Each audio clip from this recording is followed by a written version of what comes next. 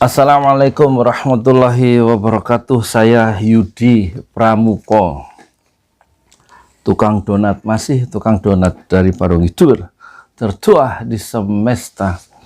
Setelah video saya itu tayang yang judulnya serius tuh ya, judulnya itu serius, apa, gereja dijaga, Al-Quran diusir. Padahal masalahnya serius. Itu Pak Sony, teman saya dari Jakarta, dari Ciledug, ngirim ini apa di WA gambar itu loh, sambal GN13 yang 9 rasa. Saya bilang kan saya mau beli, tapi nggak tahu caranya, nggak ada linknya di video-video Gus Nur itu, ya kan. Terus dia kirim, rupanya itu di mana, itu kayaknya di Instagram kayaknya, berarti ya. Kan saya nggak main Instagram. Terus saya jawab di WA itu. Saya dijawab di WA itu, kan kira-kira gambar ini loh, belinya begini caranya, ada nomornya HP di situ. Terus saya jawab, duitnya kagak ada. Duitnya nggak ada. Bercanda ya. Kalau nggak bercanda ya nggak apa-apa. Nah, terus saya meneruskan ya soal pendirian pesantren tahfiz Quran yang ditolak oleh sebagian tokoh-tokoh yang mulia di tanah Besuki itu ya. Ini urusan umat, ini bukan urusan orang sana. Kata Rasulullah, siapa yang tidak apa istilahnya, falaisa minna, yang tidak ngikut, tidak terlibat dalam urusan umat Islam, falaisa minna, bukan umatku.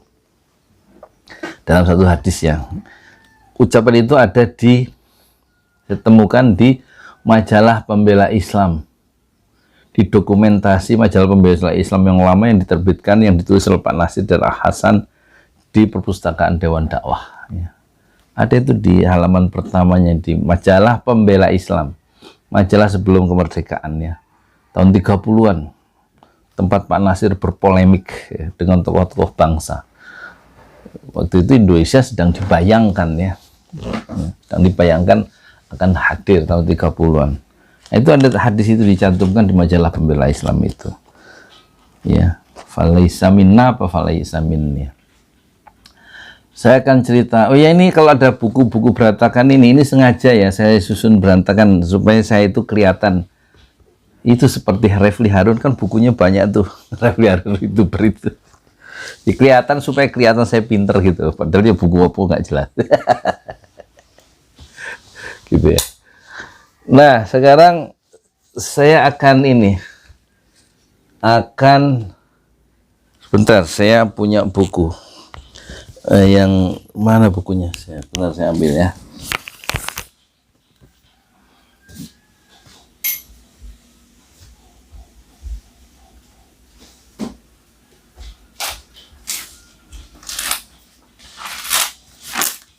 Nah, ini buku ini. Buku 100 kisah keagungan cinta, mengubah orang-orang biasa ya, mengubah orang-orang biasa menjadi luar biasa melalui karya dan cinta. Buku ini saya tulis 10 tahun yang lalu, 400 halaman, dan pernah dijual di toko Gramedia. Di sini ada salah satu kisah. Satu hari saya kan megang des waktu pernah jadi wartawan dulu ya. Jadi ketahuan saya siapa. Memegang des rubrik kristenisasi ya di majalah itu. Maksudnya majalah media dakwah di Dewan Dakwah itu loh, tempat kantornya Pak Nasir itu. Satu hari, ini dalam kaitannya ini loh ya, pesantrennya Gus Nur ini ya, pesantren tahfiznya ini. Satu hari surat kecil pagi itu ada di meja saya. Kop suratnya adalah M. Natsir, Muhammad Natsir ya. Di Keramat Raya 45 itu kantor Dewan Dakwah. Tulisan Muhammad Natsir isinya, ada gereja besar ditutup di Tangerang oleh B.J. Habibie. tolong diliput dan majalah dicetak lebih banyak. Cuman gitu aja tulisannya. Saya masukkan surat secari kertas itu, kecil kertasnya, kertas notes, ya, tulisan tangan Pak Nasir yang jelek itu tulisannya, tulisannya lebih bagus tulisan tangan saya. Serius saya ngomong. Kisah itu ada di buku ini, ya. Cari aja di Tokopedia ada. 100 kisah keagungan cinta, 400 halaman. Penulisnya Yudi Pramuko, 10 tahun yang lalu. Nah, saya akhirnya spekulasi, datanglah ke kawasan Puspitek dan ketemu kepala keamanan nuklirnya, yaitu Mayor ED. Dan dia membenarkan, Anda orang pertama, wartawan pertama yang datang ke sini untuk meliput. Betul, gereja besar itu sudah ditutup oleh B.J. Habibie. Kapasitasnya 3.000 jamaah. 3.000 orang, besar. Di lingkungan itu hanya ada 20 atau kurang orang Kristen, dan didirikan gereja besar itu, kata Mayor tadi, didirikan tanpa mendirikan izin bangun, tanpa IMB, dan tidak kulonwon, tidak minta izin kepada Pak Habibie yang menguasai atau mengepalai Puspitek Serpong itu. Ini sini Serpong, nggak jauh, 5 kilo dari sini, 5 kilo kira-kira, lebih lah, 10 kilo mungkin, ya, di Puspitek. Dan diresmikan oleh Radius Prawiro, Menteri Ekonomi waktu itu kalau nggak salah, Menteri Ekuin, non Muslim memang. Dan orang yang membackup di dalam itu, Pak siapa itu, akhirnya dimutasi, dipindahkan orang Puspitek itu ke Bengkulu. Itu cerita singkatnya. Artinya apa? Orang-orang non Muslim itu pada level praktis, pada level lapangan berani dia mendirikan lembaga-lembaga keagamaan, maksudnya gereja, ya, meskipun tanpa izin, ya kan? Itu Pak Nasir, ya. Pak Nasir yang pencetus mosi integral di parlemen kan, sehingga kemudian Republik Indonesia Serikat berubah, bubar menjadi NKRI, Negara Kesatuan Republik Indonesia. Itu jasa dari Muhammad Nasir waktu dia jadi perdana, sebelum jadi perdana menteri masih ketua Masyumi, Majelis Syura Muslimin Indonesia, ya, partai Islam terbesar di era kemerdekaan yang nanti tahun 60 dibubarkan oleh Soekarno. Jadi kalau ingat NKRI itu ingat Pak Nasir, karena jasanya dengan usulannya mosi integral di parlemen yang diterima oleh semua partai. Dan Soekarno tidak punya pilihan lain kecuali menunjuk Muhammad Nasir menjadi Perdana Menteri, karena jasanya menyatukan kembali Republik Indonesia yang tadinya itu serikat menjadi Negara Kesatuan Republik Indonesia. NKRI, dari situ asalnya. Nah, sekarang kembali ke Tanah Besuki di Probolinggo apa Situbondo toh. Kok ada orang Islam menghalangi orang mau mendirikan pesantren tahfiz Quran? Orang Islam melarang berdirinya tahfiz Quran. Kalau Gus Nur mendirikan gereja pantes, kira-kira gitu ya. Kalau ini orang Islam, tanah sendiri, maksudnya udah dibeli kan? Ada videonya saya lihat, ya, dibeli sama Pak, udah dijual sama Pak Mirun, apa Pak Mirun, bukan Kirun ya. Kok Kirun lah, Sri Mulat. Nah terus piye toh maksudnya ya? Jadi orang pantas dulu maksudnya, ya. Satu hari masuk di kawasan Kampung Pulo, di sana di sini masyarakat datang ke kantor orang-orang non Muslim itu kalau bikin lembaga pendidikan tentang teologi kayak, ya, Itu ya pokoknya bikin aja di kampung Islam itu, sampai dilempari batu sama masyarakat yang nolak itu.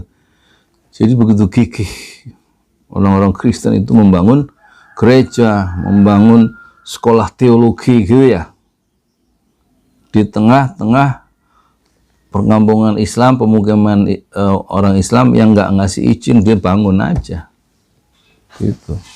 Mantap toh, orang Kristen tuh semangat ininya, militannya itu. Nah sekarang ada orang Islam, tanah dia beli sendiri, nggak minta bantuannya. Beda sama saya ya, saya mau bikin pesantren tahfiz dalam lingkungan masjid dan pesantren tahfiz Islamic Center Ojo Lali, itu mau bikin 74.000 banyaknya di 74.000 desa selama 100 tahun. Bikin satu aja saya jualan ini nih, kaos 200.000, 75.000 itu termasuk amal soleh untuk bikin masjid itu atau dan pesantren tahfiz itu. Ini sudah laku 100 ya, alhamdulillah. Saya jualan ini untuk bangun pesantren tahfiz. Lah sekarang enak tuh sakjane itu Gus Nur bikin dapat beli tanah, uangnya akan membangun mencurahkan dana miliaran rupiah untuk membangun pesantren tahfiz yang megah itu di Jawa Timur, di Desa Melimbing. Desa Melimbing ada buleku di situ, Melimbing. Saya mau ke sana. Gitu. KTP ku hilang jadi nggak bisa naik bis.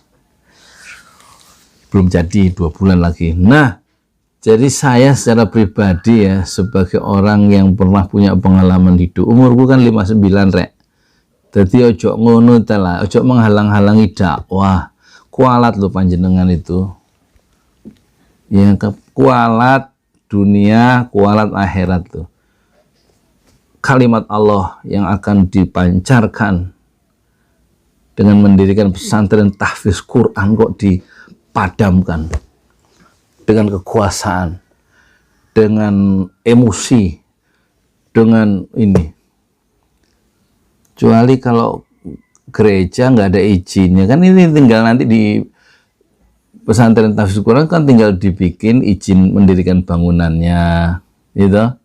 Katanya di video itu sudah diratakan, alat-alat beratnya sudah selesai bekerja. Awalnya kan welcome ya, welcome tuh ya menyambut dengan gembira masyarakat situ, termasuk Pak Lurahnya dan tokoh-tokoh, terus bisa Allah balikkan.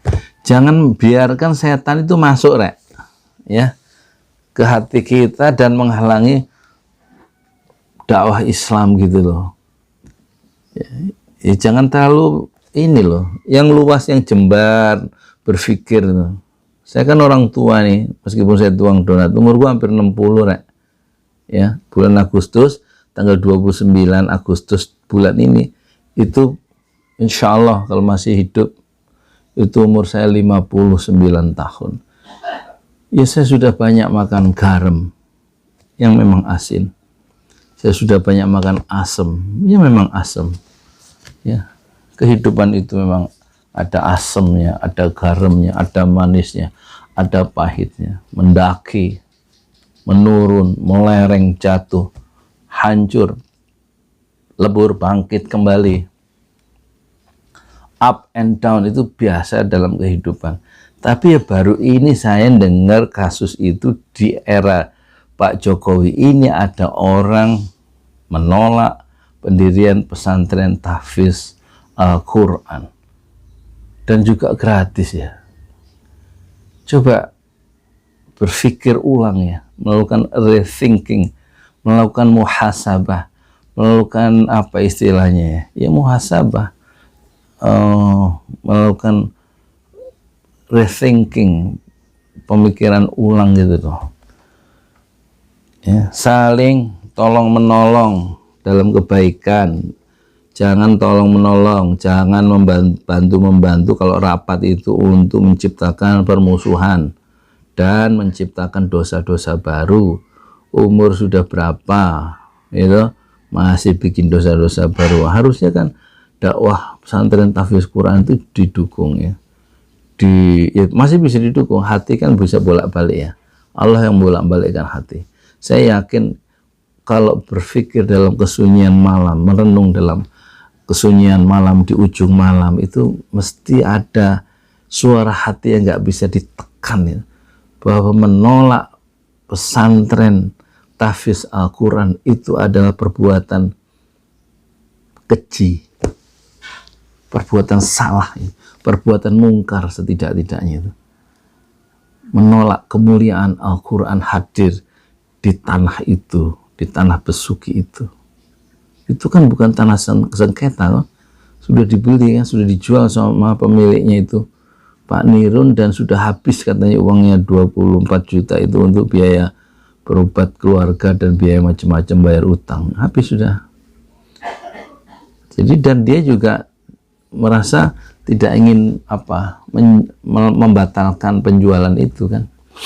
Kalau menurut tim kuasa hukum dari Gus Nur yang mengecek langsung pemilik tanah aslinya yang umur 80 itu, pakai bahasa Madura aku kurang ngerti. Bahasa Madura aku nggak ngerti, saya nggak ngerti. Jadi kembali ke kasus waktu saya diminta meliput itu oleh Pak Nasir, gerakan kristenisasi waktu tahun 92 itu, kata Pak Mayor itu, Pak Mayor E di Puspitek itu, dia juga kerepotan. Gerakan kristenisasi tahun 92 itu 1 tahun biayanya 1 miliar. Dia tunjukkan peta besar di belakang tempat duduk dia di kantornya itu ya,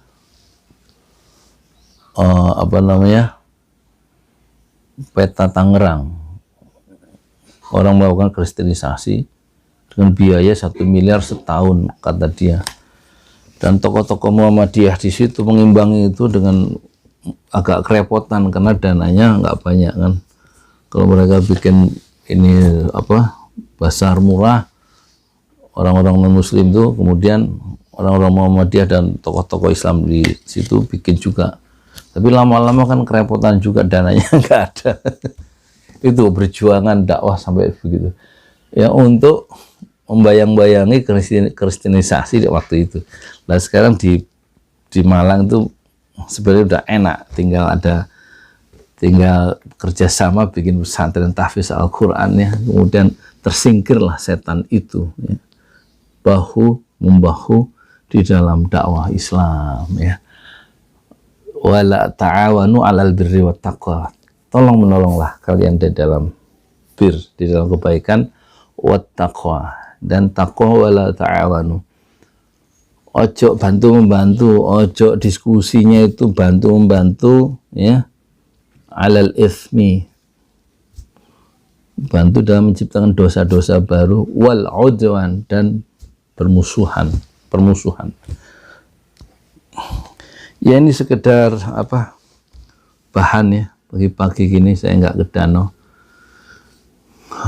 Moga-moga ada manfaatnya. Ternyata masih banyak saudara-saudara kita yang belum tersentuh oleh dakwah, belum tersentuh oleh Al-Quran, apalagi belum tersentuh oleh sunnah-sunnah Rasulullah. Dan saatnya memang jika ada orang-orang yang berkecukupan itu, uang itu nggak dibawa mati, hendaknya di drop atau ditransfer ke orang-orang yang bikin pesantren tahfiz Al-Quran seperti Gus Nur itu.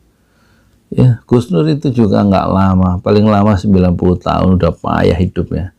Ya, tapi lembaga itu rintisan Gus Nur kan insya Allah bermanfaat ya. Dulu Muhammad Dahlan itu usianya hanya 55 tahun.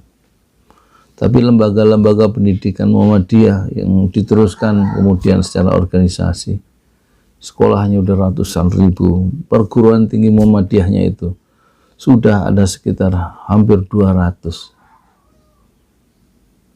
ya di seluruh Indonesia. Universitas Muhammadiyah itu termasuk sekolah tinggi ekonominya. Iya kan, umur manusia sangat terbatas ya, 55 tahun, mau nyari apa hidup, menolak-nolak, menghalangi dakwah, aneh itu. Coba berpikir ulang, merenung sendiri, Apa bener langkah-langkah saya itu di hadapan Allah nanti, gitu loh maksudnya. Ya kan? Sebelum terlambat ya.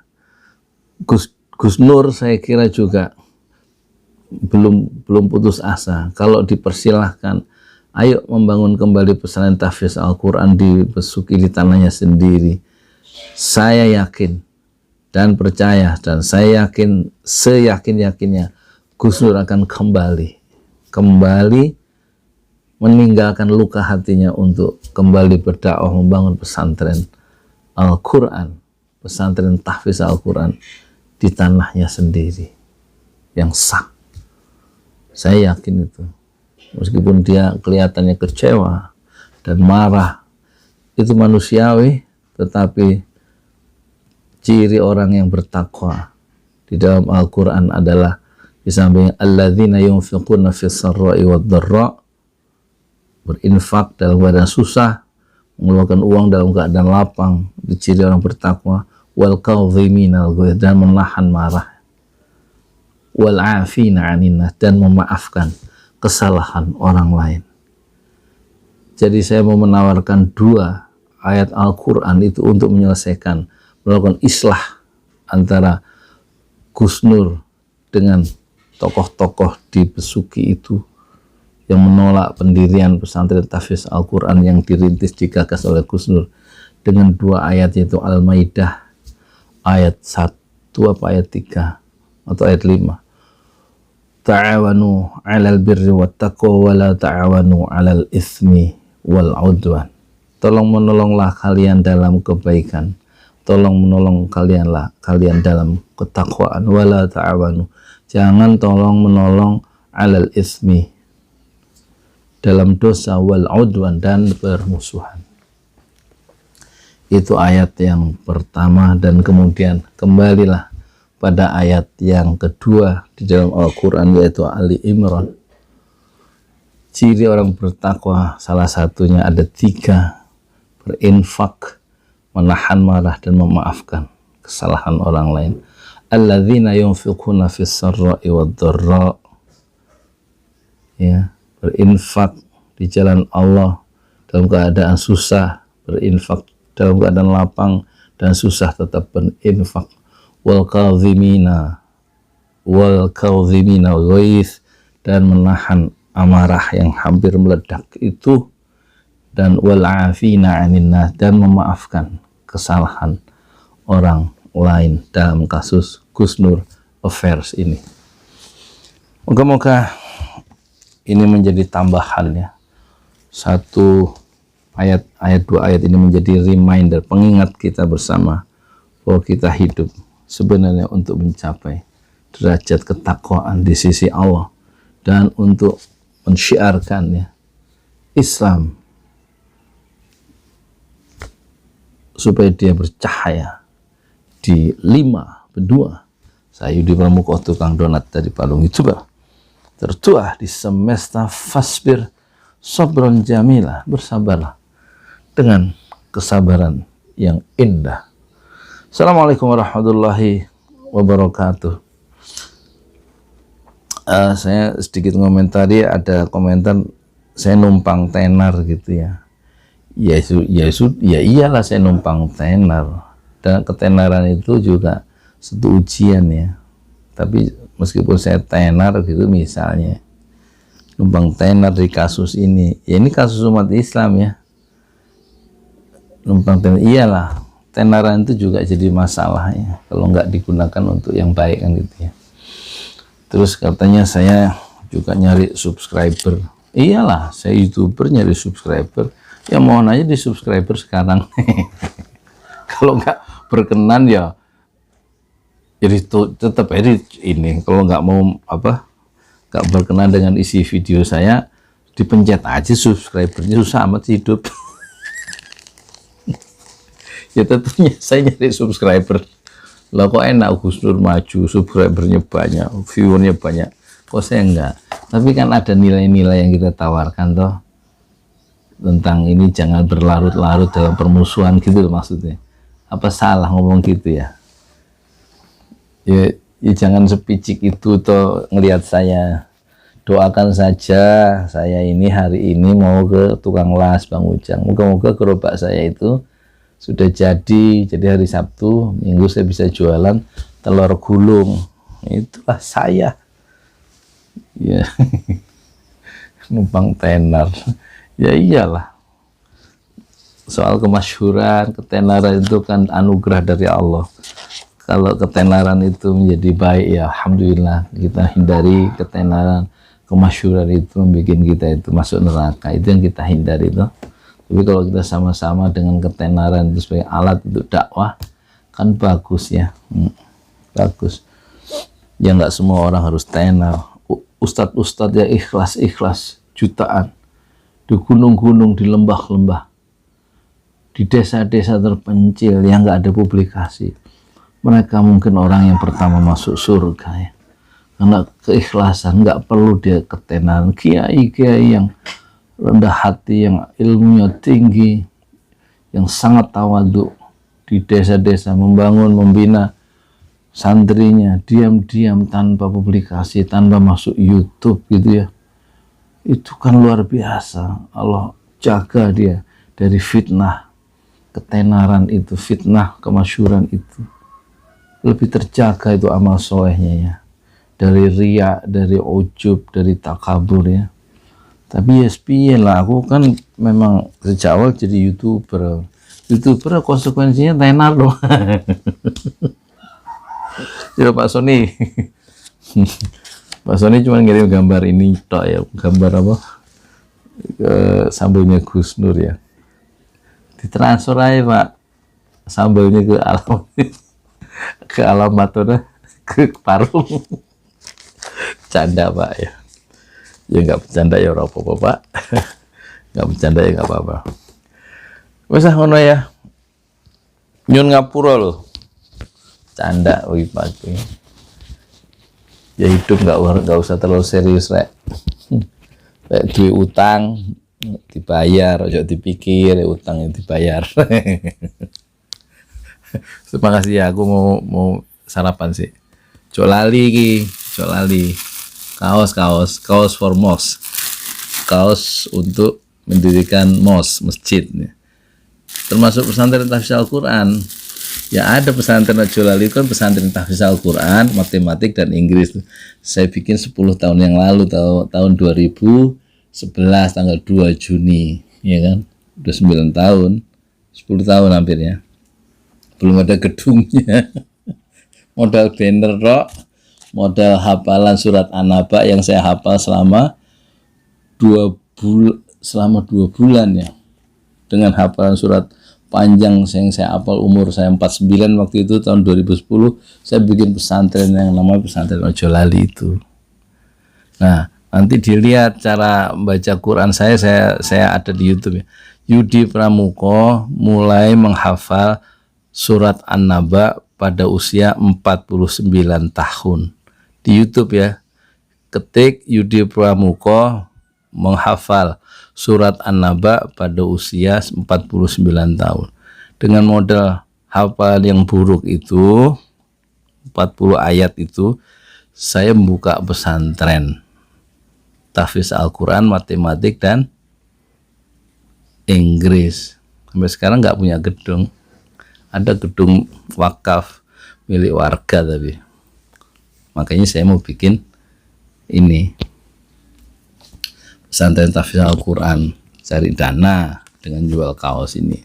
Dan terima kasih untuk donatur ya yang sudah mengirimkan dananya langsung maupun transfer yang nggak mau disebut namanya atau yang sudah disebut namanya. Jazakumullah khairan katsiran, semoga Allah membalas atau menerima amal soleh itu dan membalas amal jariah Bapak Ibu kakak adik semua dengan pahala yang berlipat ganda. Dan insya Allah dengan membangun masjid ini, termasuk pesantren tahfiz ini, insya Allah Allah membangunkan surga, membangunkan rumah di surga, insya Allah.